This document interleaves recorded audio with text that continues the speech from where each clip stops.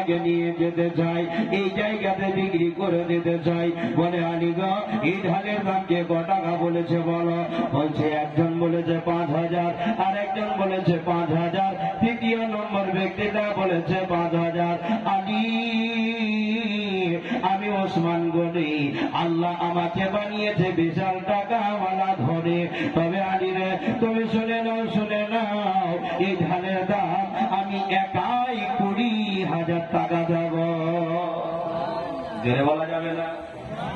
হ্যাঁ, কষ্ট হয়, একটু জোরে বলেন, আওয়াজ পাবেন না।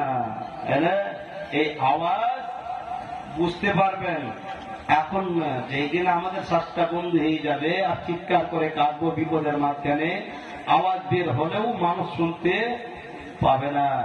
কারণ এই জায়গাতে যদি আজকে আওয়াজটাকে কাজে না লাগাতে পারি, তো ওই জায়গাতে যতই চিৎকার করেন কেউ শুনতে